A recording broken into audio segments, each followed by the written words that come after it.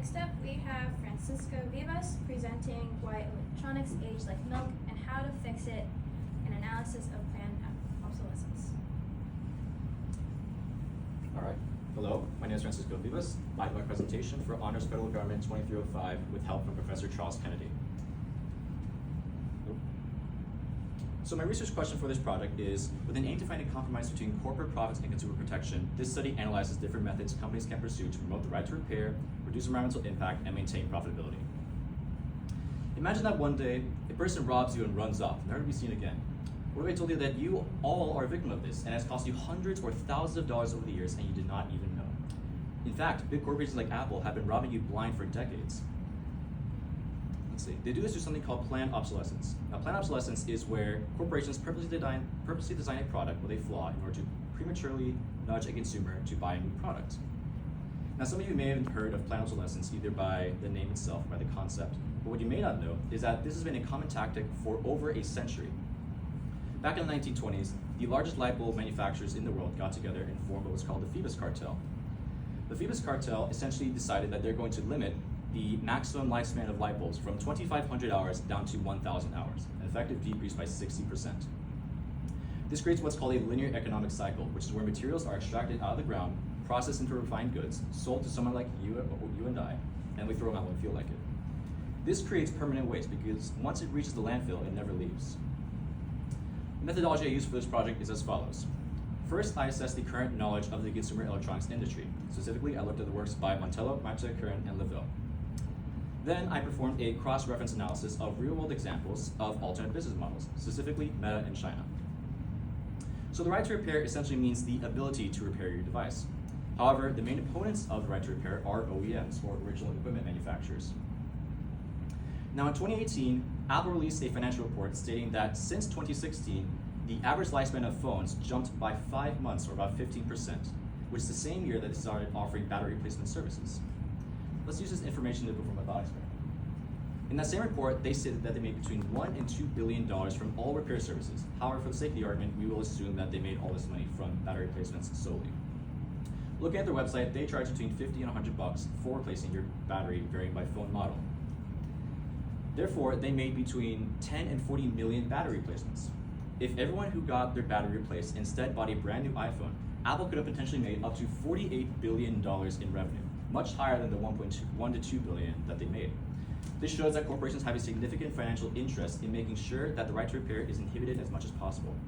Some of the ways in which they do this is by including custom-made parts in their phones, like custom screws, or by not releasing first-party repair manuals.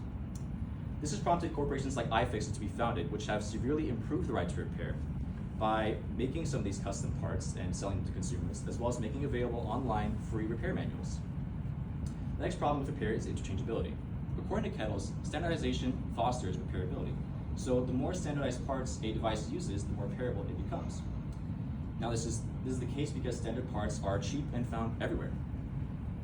However, not all devices can use standardized parts. Sometimes the parts have to be custom in order for the product to work. For example, like a phone case.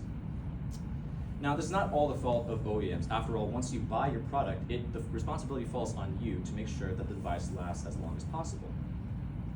However, this is made difficult because the main obstacles to repair are that it is very costly. The parts and tools to actually repair your device are very expensive, and the time it takes to actually learn how to repair your device is more than some people are willing to spend.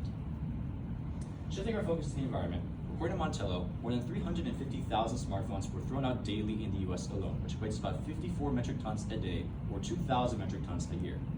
However, this statistic is insignificant when compared to all e-waste generated. Since 1990, e-waste has grown year on year, reaching a peak in 2015 in which 1.8 million metric tons of waste were generated in that year alone in just the US. Now, it looks like the graph is overall shrinking. This is solely due to the fact that CRT display waste is shrinking faster than every other form of waste is increasing. CRT displays represent the blue bracket down there, flat screen TVs represent the orange part, and every other color represents phones, tablets, desktops, laptops, printers, etc. Further reasons why these practices are bad is because we do not know how many materials are left to be mined. But what we do know is that they are not infinite. We will eventually run out of everything. This is exacerbated by the fact that corporations require that recycling companies sign must-shred contracts, which essentially destroy the product, preventing it from ever being used ever again. In addition to this, a lot of devices that are considered quote-unquote broken are not actually broken at all. A lot of times they only have a couple parts that are broken, or maybe they're just fine and they just happen to be in the landfill. And of course, there's also the fact that excess dumping causes more pollution, which can include materials like lithium, which are highly flammable, making them extremely dangerous. However, not all the fault lies on corporations. After all, we have a problem in how we approach the situation. Most of the literature tends to focus on the corporate practices, environmental impact, legislation, etc. But no one is offering any alternate solutions. Corporations aren't evil, their purpose is to make money. And so if we show them a better way to make money, change will quickly follow, as motivation tends to work better than intimidation. Facebook, or Meta, has a unique problem in that nearly everyone in their target audience already uses their services, including Facebook, Instagram, WhatsApp, etc. That target audience is internet users. Now, according to Grossman, in 2014, about 40% of the world had internet access. They decided that they're going to increase these numbers by just giving away the internet for free. They did a survey which found that 85% of the population actually lives within a 2G cell tower or more, including all the 40% right there. And the reasons why people aren't using them is because they can't afford it, maybe they don't know it exists, or maybe they just don't care. Meta has been criticized for its approach and how it has expanded and how it performed this experiment because of its similarity to giving children drugs with its first taste-free model.